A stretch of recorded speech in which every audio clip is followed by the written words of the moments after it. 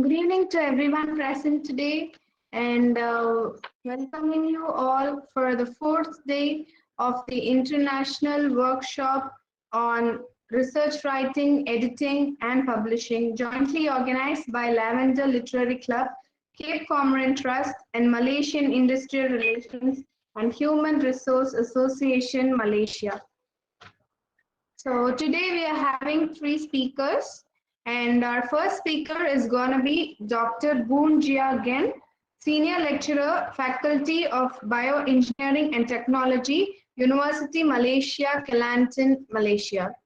He has completed his doctorate in philosophy in green material, and his area of research include pulp and paper, lignofiber bonding, biopulping and bleaching, wood durability and preservation, wood biodeterioration, green material agro-waste and secondary fiber utilization, and wood vinegar.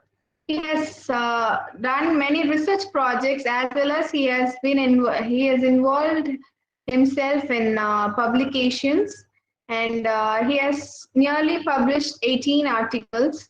So we are very happy to have you among us, sir, and passing over the session to you. Okay, thank you to the moderators. Okay, my name is Boon, and let me present my slide first.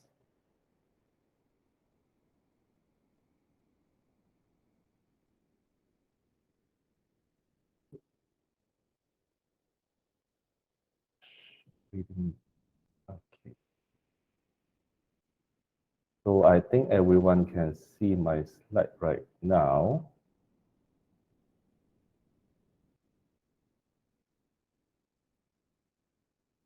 Okay, good evening to professors, associate professors, lecturers, postgraduate, research officers, and everyone. I'm sorry if I couldn't address everybody one by one. So my name is Boon, and thanks to the moderator, a very welcome and a very complete introductions of me. Okay, for what I'm going to present today is about the analysis and presentations of data in scientific writing.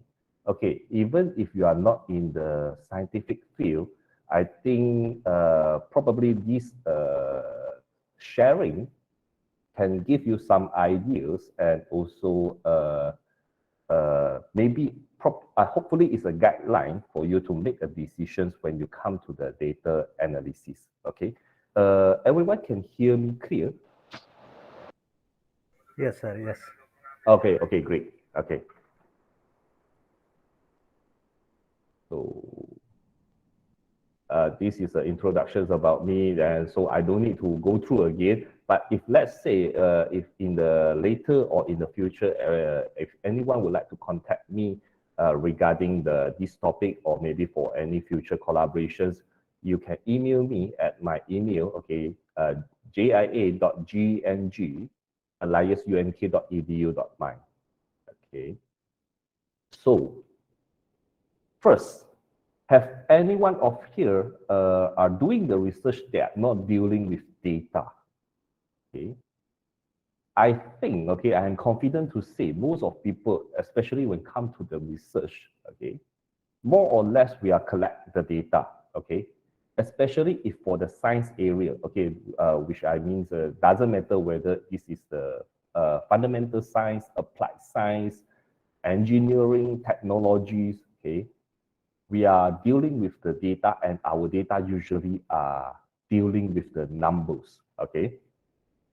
Even if we collect the categorical data, such as maybe we are doing the survey, we would like to know, during in our survey, we are asking the questionnaire just to collect like the response of the yes and no, or maybe we ask them to put like the color or what. We still will convert this category response, okay, into the numerical data so we can perform the analysis, okay? So why do we need to have data analysis, okay? the data analysis actually is a process to summarize your collected data, and to convert your raw data into a more meaningful data. Okay? This process actually will help you to determine the trend or the relationship among your test variables and later to answer your research questions.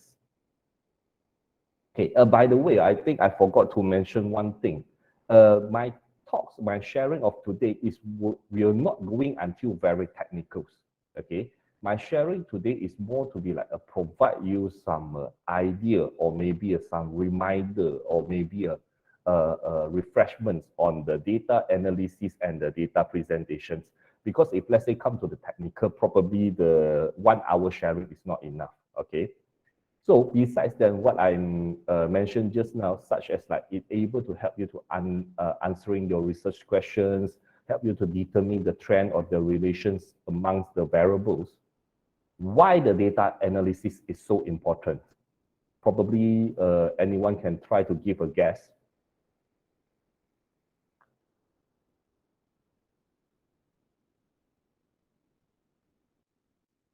No response. It's all right, maybe. Yes, Never mind. yes, sir. It is needed for purify the data for our purpose, for our research objectives. Okay, to actually it's quite related to the research question as well, because when we come to the research objective, it's actually extended from our research question, but it's a very good answer. Okay. Besides that, actually the most important reason why we need to do the data analysis, okay, is because you need to pass your Viva or you want to publish your finding in the high impact research journal. Okay. Probably you take it as a joke, or maybe I try to make some joke as well.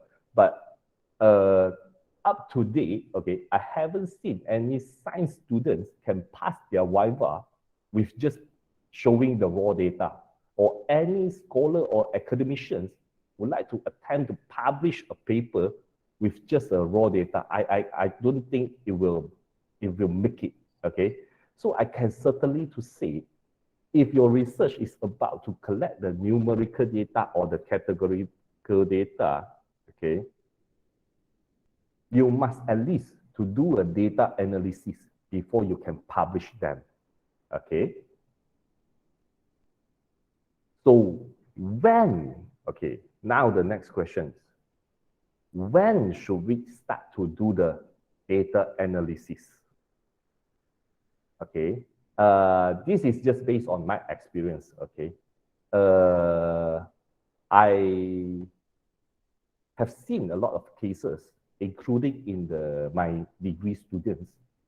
They will only perform the data analysis after they have collect their data, okay? In some time, it don't really make any difference if you analyze your data after you collect all your data, or you analyze your data along your research, okay? It go concurrently, okay? Sometimes it don't make any difference. But when come to some cases, okay, you might regret if you done it later, okay? So as I said in my first slide, okay, the data analysis will able to answer your research questions, okay? And sometimes your research have a several phase. Your first question is to answer your first phase, and your next phase, okay, of your research probably will depend on the outcome or the output of your earlier phase or on your preliminary work. So sometimes we have forgot, okay, about this. We just collect the data, and then until the end, then only we perform the data analysis. I've even seen some of the cases, they don't even decide what the data analysis they want to do, okay, before they're collecting all the data, okay? They are just collect the data, and by the end of the data collections, then only they start to find, okay, what data analysis that actually suitable for the data. Sometimes it's too late, okay? I give an example. Okay, this one. Okay, this actually is data of one of my final year project students. Okay, this data actually is to investigate the breaching durations of the pulp to the brightness of the paper. Okay, probably you are not in this field, but generally, okay, in this research, okay, when we come to the output, okay, the highest brightness will be better. So we want the brightness to be high enough, okay? So let's assuming this is a preliminary work of your research or the phase one, the first phase of your research. And the invigilator need to choose the best breaching duration to proceed to the next phase, okay?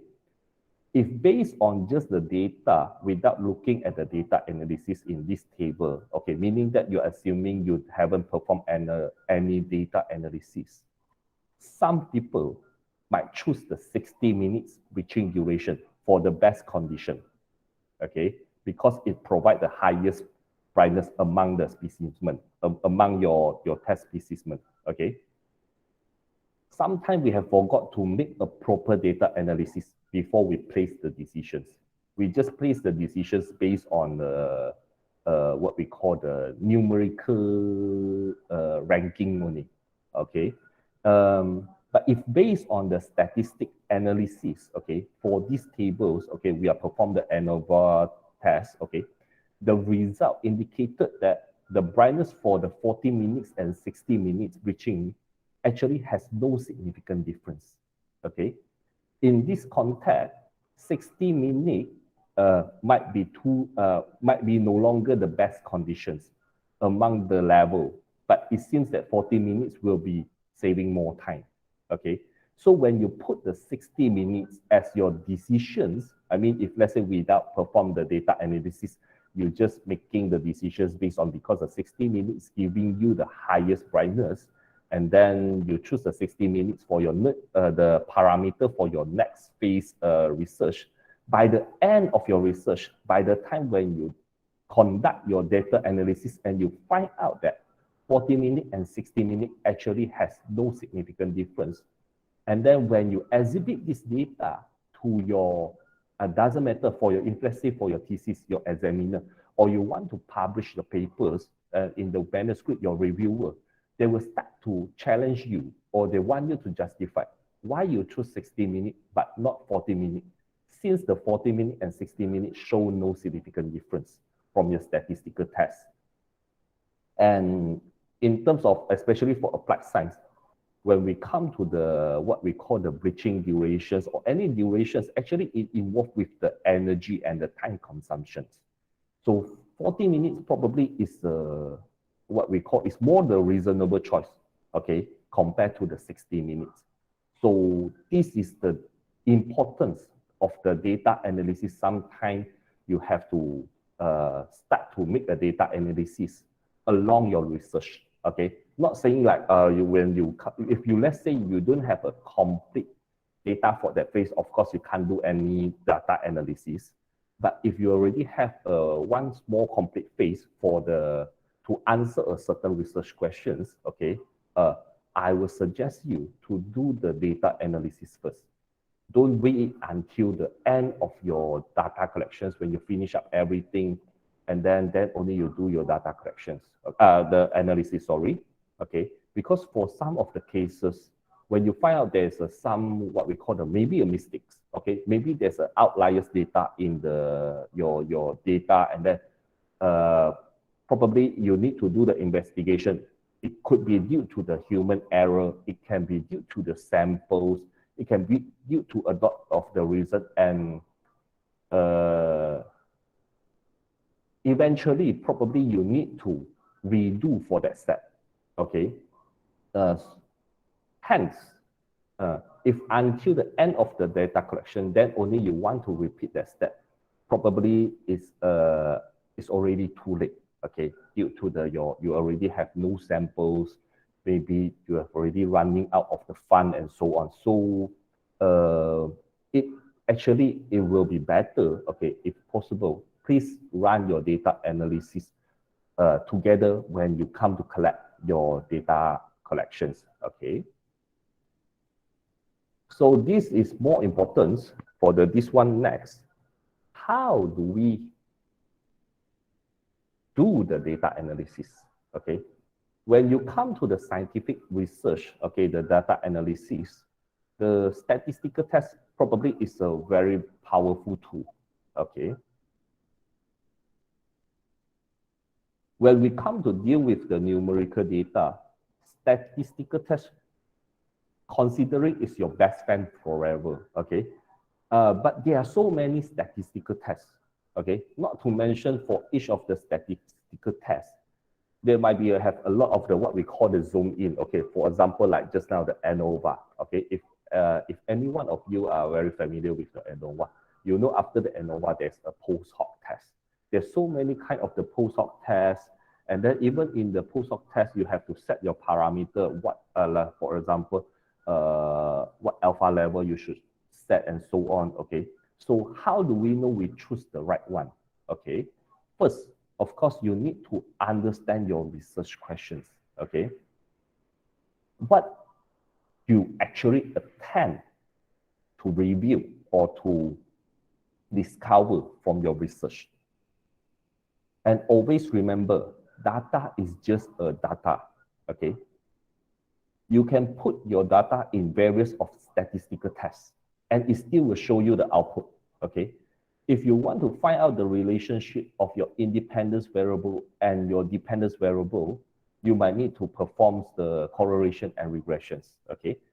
But for the same set of data, if you want to find out what we call if the treatment level of your independence variable have any effect on your dependence variable, you might need to do the t-test or ANOVA or the binary or the crucivaries, okay? And don't be so greedy. This is one thing. Don't be so greedy. This is not about making the salad, okay? So you can't put everything in one plate, meaning that with the one set of the data, actually you can do a lot kind of the statistical tests, but doesn't mean you need to do all of them, okay? It actually still have to depends on your research question or your research objective, okay? Ultimately, you want your research data and your discussion to answer your research objective and your research questions, okay? And then when you come to make this kind of what we call the decisions, you need to understand your data nature as well, okay? From the basic one, you need to at least know whether you are collecting the numerical data or the categorical data, okay? And if your data is normal distributed, special distributed, or it is not follow a specific distributions, okay? So this will help you to decide if you want to use the parametric test or the non-parametric test, okay? Actually, there are a lot of what we call the flow charts, or maybe what we call the diagram. You can find it online, okay? But those are just a guideline. You can actually go and Google, then you will find out actually they will give you the flow. How do you choose your test, okay, one by one, okay? But then it's just a guideline. Again, it's just a guideline. Sometimes it's not what we call the Bible for you to refer, but it gives you some guideline which test probably you can do, okay? And of course, next, you can refer to the journal, okay, or the thesis that actually are doing the similar works, okay? Especially when you come to what we call the details of the statistical test. I mean, it's not just refer to the journal that saying that, oh, these people, they are doing this research and they are doing the correlation and regression test, so you are just follow, because probably both of these research have a different what we call the research questions or the objective. But when it comes to this, what I'm saying that you can refer to the journal for the details, probably like the post hoc test, like the alpha level. If let's say you are not familiar with your field, you are not sure in what we call the normal practice, what kind of the alpha level you are using, okay? So you can refer to the journal. Probably this is a very good reference, Okay. And last but not least, okay, if you have an expert in the, I mean, you have an expert statisticians in your departments or the faculties, okay, please ask them, okay. He or she might don't know your research, okay, but you can show them your data and then you can explain to them what you attempt to find out and then asking them what is the test that's suitable, okay. But sometimes, of course, you have to be ready, okay, because maybe from the 50% of the discussion, he or she will feed you with a lot of fundamental information before you get your answers. Okay, it's a good learning process, but sometimes probably you need a lot of time to digest what they are trying to tell you. Because when come to the what we call the pure statistician or the applied statistician, sometimes they are slightly different with what the applied science. Okay, our wave and our channel is slightly need to be tuned to align. Okay. So, and of course, okay, what data analysis software you can use when you perform your data analysis, okay?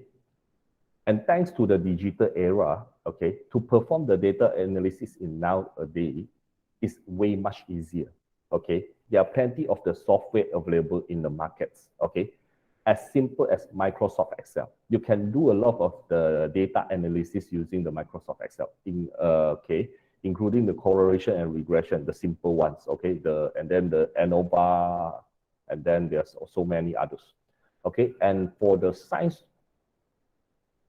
applied science mostly, and for the education purpose, usually we will use a Minitab, okay?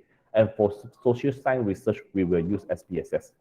But these are just a guideline, okay? It doesn't mean when you come to the, because I'm saying this, then after this, maybe right now you are using the SPSS for your science research, and then you want to shift to the Minitab. Not necessary. Actually, they are actually serve the same purpose. It's just that when we come to the what we call the friendliness of the software, okay, probably, okay, if let's say anybody have ever started yet, if you want to choose a software, okay, usually for the applied science, we will use a Minitab, and for the social science, we will use the SPSS, okay? And for the business development, they tend to use the SAS. And then if let's say you are from the engineering field, because in the engineering field, usually they will apply a lot more the what we call the applied statistics, such as like the time series, okay? Then, sorry, you may use the R programming, okay? It is a more advanced statistical software, okay? And then for their tutorials, okay, for how to use this software to achieve your data analysis, trust me, okay, YouTube is the best platform. You can find almost, I'm not there to say all, but I think it's all actually, but sometimes I put some, what we call the reserve, okay, I can say almost all, okay, the tutorial, okay, you can find it in the YouTubes, okay, and all kind of the tests, okay, of all this software, okay. So far, any questions for the data analysis, or I'm going too fast?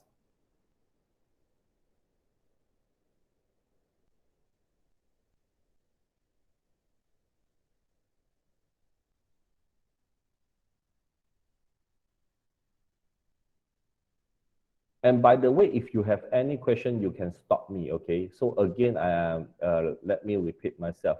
For this sharing, I will not touch the technical part, okay?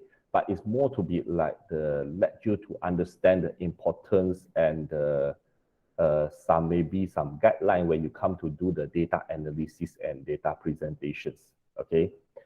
Something that probably you already know, but sometimes we will uh, forgot, or we will not paying the what we call the attentions, or maybe we will overlook, okay, when we come to the research, okay. So if there's no questions, I will continue.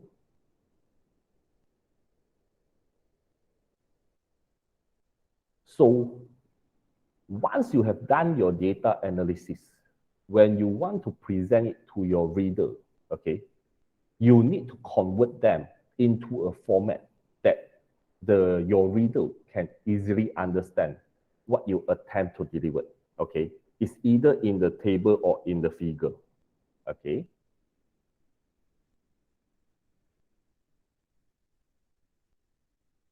And remember, okay, no one actually want to read your raw data. Probably maybe some, one or two, but not many, okay?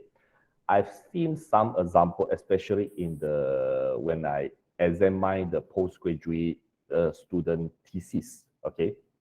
Probably they want the people to appreciate their effort, or they will think their raw data is so important, okay? They will include their raw data in the result and discussion sections, okay? And frankly to say, okay, it don't help you to pass your thesis, I mean your viva, okay? And it might make your examiner more tired in examine your thesis, okay? So I would say, okay, don't include your raw data in your result and discussion. But if you think your raw data is quite important and some people might need to know it, you can include it in the appendix, okay? And for the data presentations, okay, because when you come to data presentation, you have many kinds of the form, okay? You can put it in the bar chart, you can put it in the pie, you can put it into the others like the what we call the trend line, and then some you can present in the tables or what, okay? So there are the few points I would like to highlight when you want to construct your data presentations, okay? First, again, don't be too greedy. You are not making salad, okay? Don't try to include everything in one figure, okay? Sorry. When you put too many informations in one figure, sometimes we will unable to understand what you try to deliver from your figures or your data presentations, okay? And also for the scientific writing, okay, try to avoid the inconsistent scale. I'm not sure why, but I've seen a lot of this kind of the mistake, okay, in the data presentations, okay. The fundamental of science must be there, because if let's say you are doing for the scientific writing, when you are making a mistake that actually against the fundamental of the science, actually is a big no-no, okay, for your write-up, okay. And when you come to choose the indicator or the color, okay, please make sure the color or the indicator that you choose is able to differentiate your variable clearly, okay. Make sure it's obviously contrast, okay. Don't put some indicator or color is very hard for the reader or the reviewer or your examiner to read, okay. And again, because what I'm sharing here is to make sure when you come to your viva or when you want to submit your manuscript, okay, this kind of the mistake or the error actually should be avoided. Otherwise, it will take you more time come to amend your manuscript, or probably you will get your manuscript rejected by the editor or by the reviewer because it's too messy, okay. And then don't put your figure too small, okay, in your thesis or the manuscript, okay. The figure should be clearly readable by the reader. And the figure should be self-explained, okay. Meaning that the informations in the figure or the table should be adequate. The label of the axis, the title of the figures, the captions of the figures, the label of the legends, all should be clear and able to understand without refer to the content of your write-up again, okay? So that is what we call is a self-explain, okay? Sometimes there are what we call the figures, they are making some mistake where actually because you are the one to construct, okay, the figures, and then you are the one to understand the research. So you are expecting or you are assuming your reader is same level with you, or your reader actually know what you are doing. but actually it don't, okay? So you have to make sure the figure or the table that you construct, if you you give to someone, they are not in your field, or maybe actually not knowing your research, when they read it, they are able to understand your figure or your table, at least by the what we call on the surface. Okay, probably they don't know the what we call the mechanism behind your data. I mean, how is the reaction or what, but at least they're able to understand, okay, this is indicate to what, okay, the y, I mean, your dependence variable is what, okay, your x variable is what, and then how is the trend, okay, and then this figure is about what, okay. So at least by looking at the figure itself, it's already self-explained, okay. If it don't, meaning that your figure or your table is still lacking of something, okay. I give an example here, okay. This figure is actually considering very good already, okay. But if let's say as a reviewer or examiner, especially if, sorry to say, okay, with no offense, especially in the Asia, okay, we are you are easily to get the reviewer or the examiner actually is tend to find fault. Okay, so first thing, usually, if let's say we look at this figure, the first thing that we will comment is about the what we call the highlight zone. Okay, the green box. Okay, that green box is not drawn by me; it's drawn by the authors. Okay, so it's actually overlap on the label of the legends. Okay, then we will comment it. Okay, this is the first thing. Then definitely when you come to your, if let's say you submit to your what we call the publications, then you will have one item to correct. Okay, and the next things, okay, so again, as I think this is something quite related to what I said just now, when you put the, I mean, the statistical test is just what we call a test. When you put all the data into it, I mean, actually it will give you output, even you put into the different statistical tests. So same case, come to the data presentation.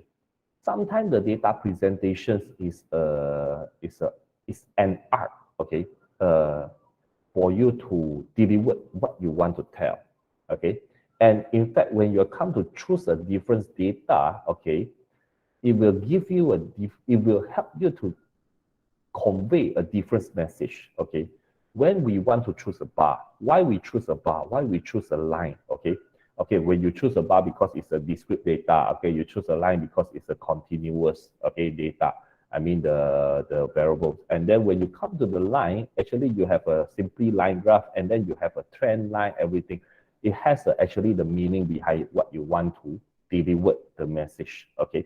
And for this case, okay, this author used a line graph to present the data. The line graph meaning that the line will connect to all of the point, okay, all of the point of the x variables, okay.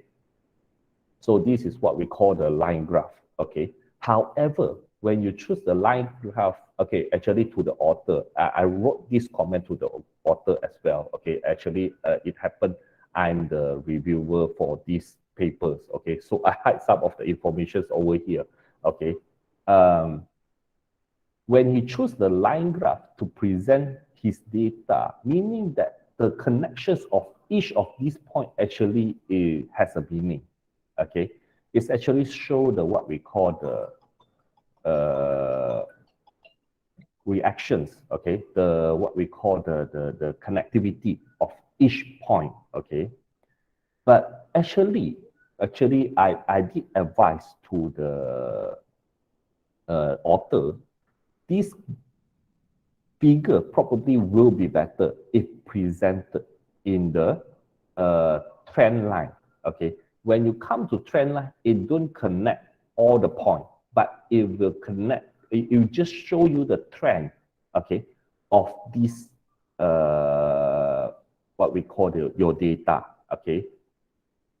So sometimes when you choose the inappropriate or the not suitable presentations, it will lead you to more problem. You need to, I mean, you need to justify more. And sometimes when you come to the justifications, especially when you come to the Viva, okay, you would tend to make some mistake because you come to what we call probably you will become nervous when you receive some question that you are not familiar with, because you're expecting you study about this, you're expecting some questions from what we call about this research, but your examiner asks you about why this point to this point is like this, what actually the changes, then you'll become a panic over the time, okay? But actually the examiner or even the reviewer knowing that actually, because sometimes when we come to the data collections, we can't make a perfect data, okay? It's just like that if anybody know about the correlation and regression, we can't always produce, and in fact, okay, if we produce linear regressions with the R equals to 1, actually it's a problem. We will be questioned, okay? Your data is too perfect, okay? Most of the time we will have questions on the perfect data, okay? So this kind of what we call the situation when you are choosing the inappropriate presentations probably will cost you from the minor to major corrections when you come to your viva or come to the publication, because you're unable to justify it correctly, okay? What we call when you attempt to answer it, but maybe you are not sure because that time you are panicked, then you are giving what we call the wrong justifications, okay? And then it makes the examiner thinking that you are not understand with your research, okay? So sometimes you don't underlook on what we call the importance of the data presentations, okay?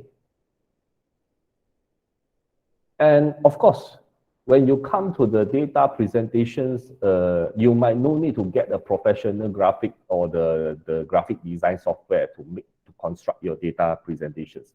For the basic one, Excel can perform very well already for your data presentation. But if you have a huge data and your data have a plenty of the variables, okay, when you come to collect your raw data, you have a lot of variables and maybe you have put in everything of them, and then later on, for your data presentation, you just need to choose maybe a few variables amongst all the variables. Power BI probably is your choice, okay? It's not a very new software, but consider it's quite latest software. If anybody interesting about the Power BI, same again, you can go to the YouTube, you can get all kind of the tutorial about the Power BI, okay? And probably for the last sessions, okay, I have 2 more slides to go before I end my sharing, okay? Data interpretations, okay? The data interpretations is about the convey the message, okay, to your reader about the data you have collected and analyzed, okay?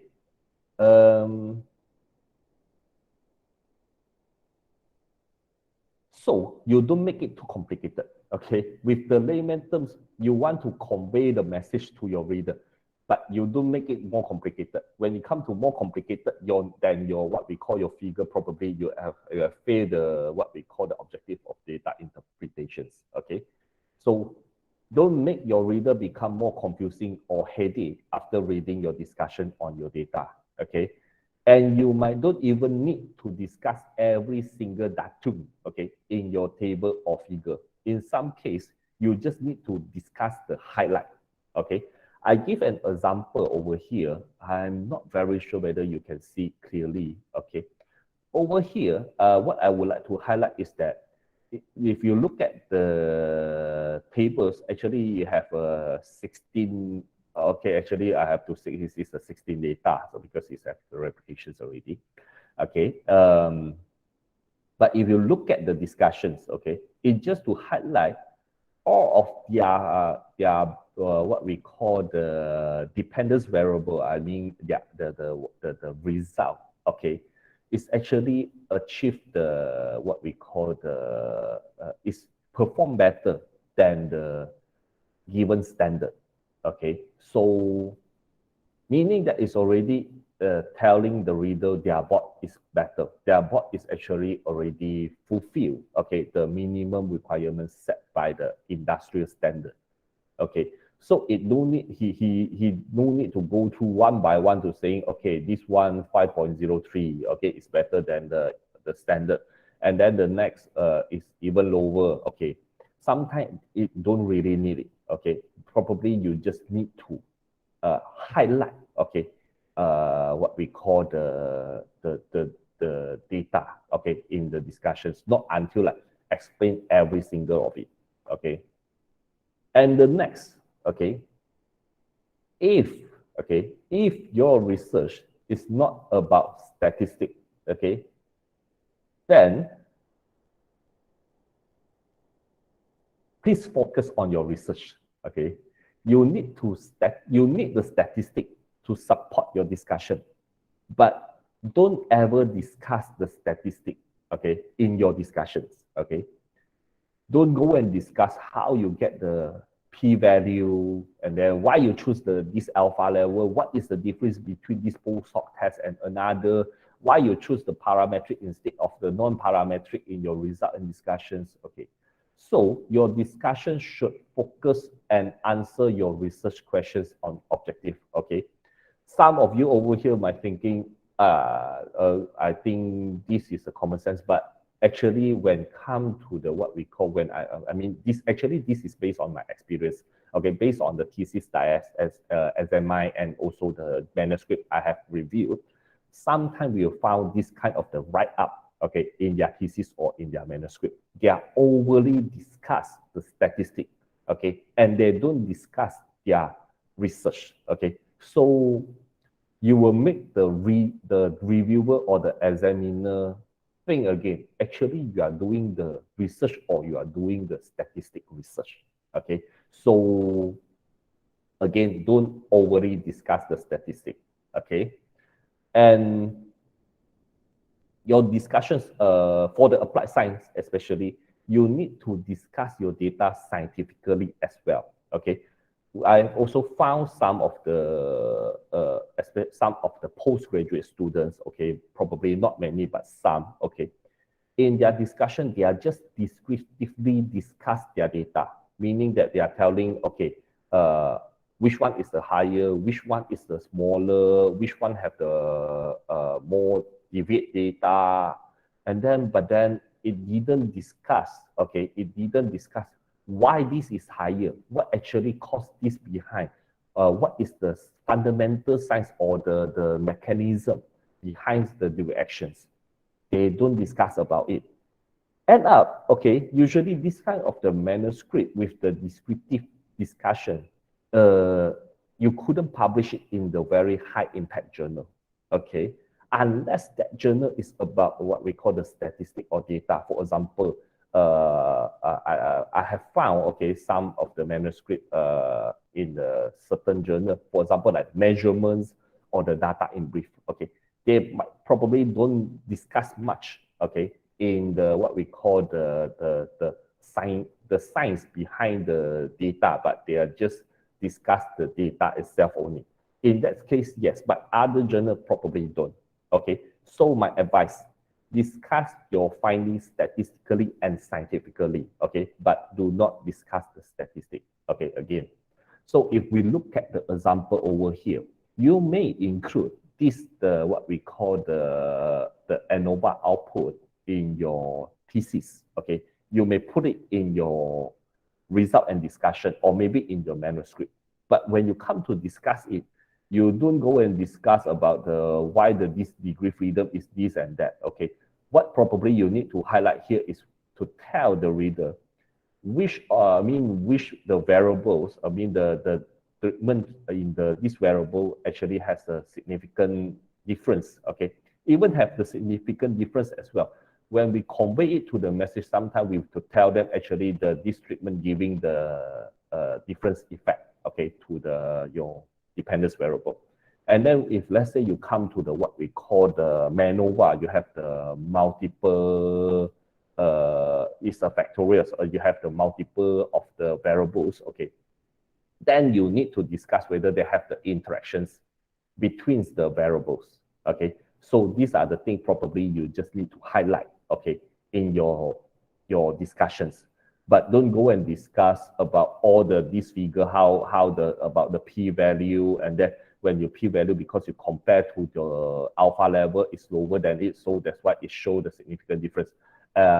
You no need to do it, because again, your result and discussion is to answer your research objective. It's not to tell how this statistic happens, okay? Actually, if even you want to write it, you can write in your methodology, but not in your result and discussions. Okay, so I end my sharing here. Probably I will open up for the Q&A, okay, because I told Dr. Frank I will present about 45 minutes only. Then the next 15 minutes will open up for the Q&A. Probably if any questions.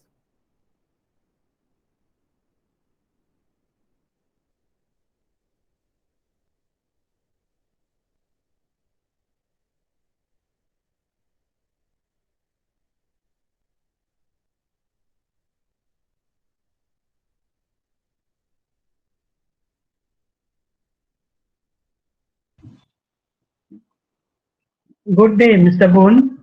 Yes. I'm Rajan from Sabah. Okay. Hi, Dr. Rajan. Yes. I just wanted to know, normally when we do simple research at our own faculty or department, there is a tendency for us to present the data in such a way, and we always overload our articles with lot of data presentation. And this seems to be quite confusing to the readers. And then they often ask us why so many data is being presented, whereas it is sufficient enough with the discussion. So normally, being the author, we wanted to convince the reader that we have the proper and sufficient data to support our research. What's your opinion regarding this? Thank you.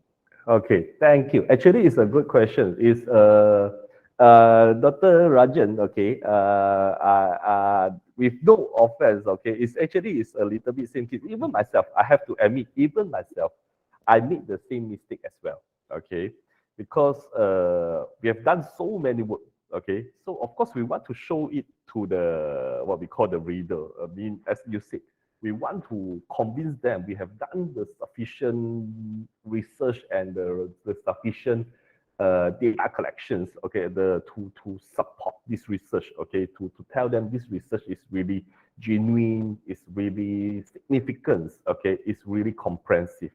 However, when we come to as a reviewer or as an examiner, we will still again look at the objective, okay, your research objective or your research questions. As long as your data is already answer your research objective and your research question, it's done. It's enough already. Okay. And some of the data, I'm not sure about your case. Sometimes the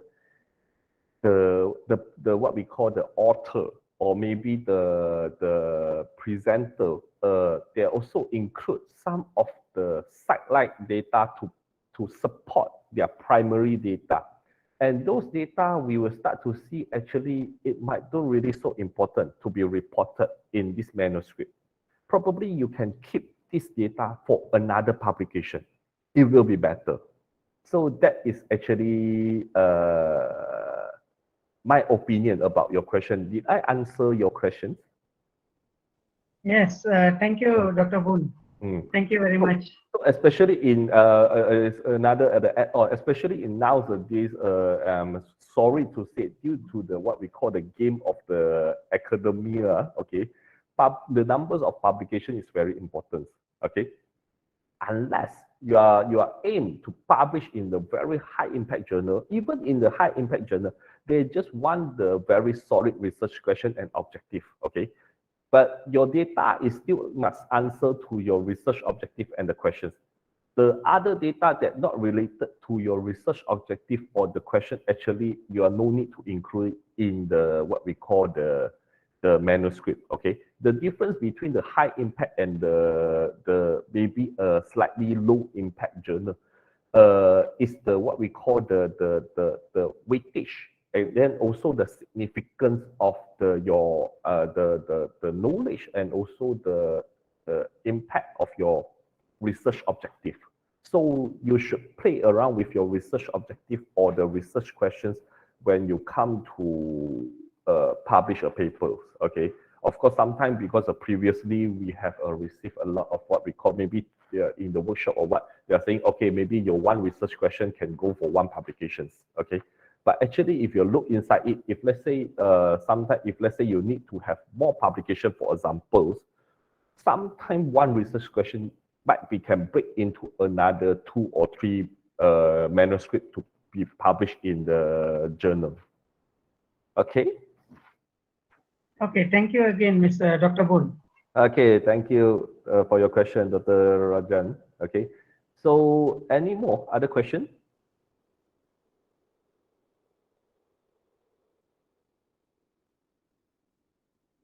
Or maybe anyone over here would like to maybe not very sure about what we call the just now the decisions about when we come to the nature of the data. I'm not sure if any postgraduate student over here.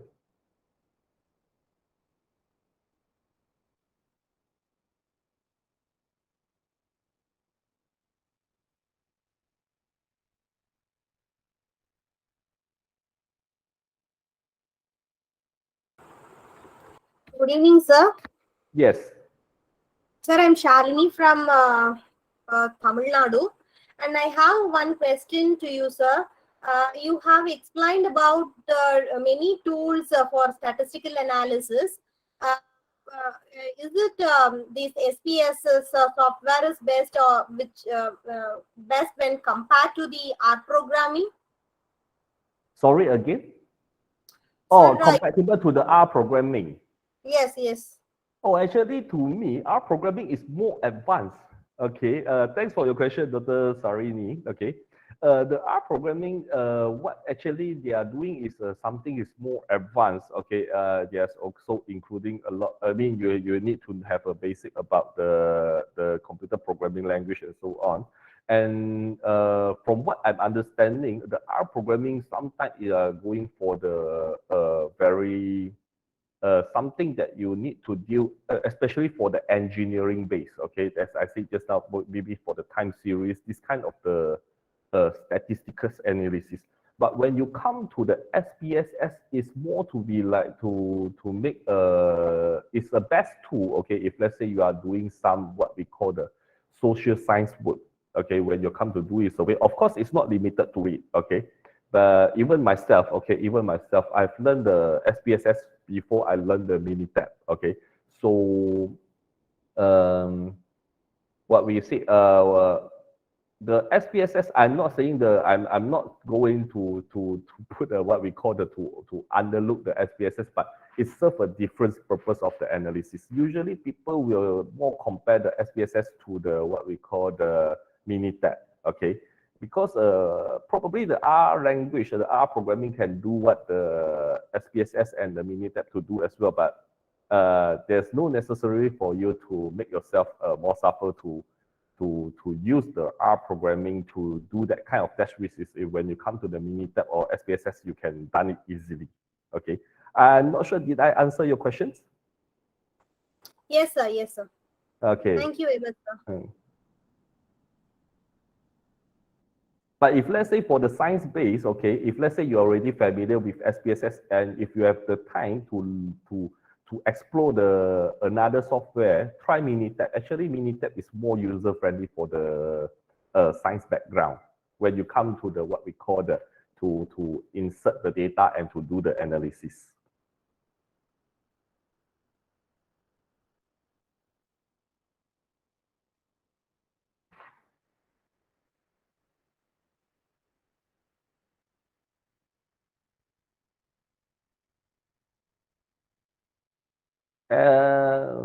Any more questions?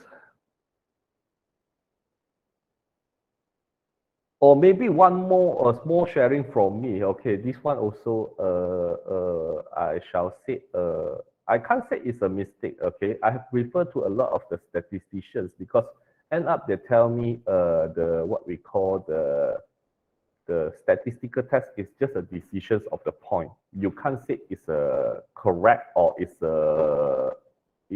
incorrect. Okay, as long as you use a similar tool and you are use what we call the appropriate test to answer the relationship. Okay. What I'm trying to tell over here is that a lot of us, okay, tend to use a parametric test, okay, instead of non-parametric test. But actually, our data nature is more tend to the non-parametric test, okay. Because sometimes when we come to the applied science, okay, our sample size is small. We are unable to conduct maybe a 20, 30 replications, okay? For the parametric tests such as like the ANOVA, like the t-test, actually, if you are referred to a lot of the guideline, they actually request a high number of the replication. For example, some even minimum you need a 15 of replications for each of the treatments. But for the applied science, sometimes we don't do this much of this many of the replications. But then we are still tend to use it as a parametric test because we ourselves we put a lot of the assumptions, okay, and people are not familiar with the parametric test. Probably in our what we call our educations usually the previous, I mean, especially out for the past 10 years or what, usually especially you are not from the statistics school, okay, we are tend to learn the parametric test more than the non-parametric test, okay. But actually, if let's say you want to look at what we call the preference, probably our data is more suitable for the non-parametric test, not the parametric test, okay. If you have time, you can try to explore a little bit in between the non-parametric test and the parametric test, okay. What is their difference, okay? For the non-parametric test, usually it's more suitable if you want to examine the medium, but it's also one of the conditions if your data is what we call is not fall into the any common distributions, okay? Because when you just come to the 3 replication of, for example, it don't really form any distribution. It's too little to form any distributions, okay?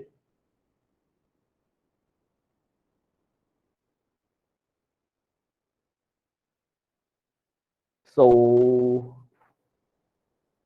any more questions before I pass the floor back to the moderator?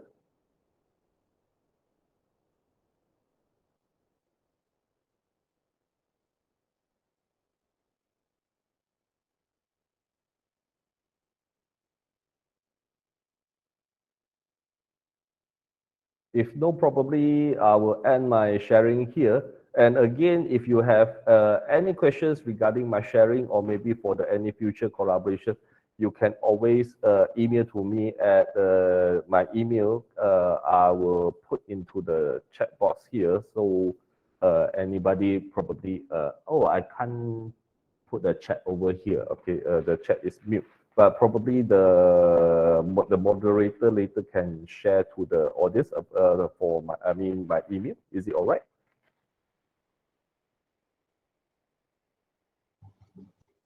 Okay, sir.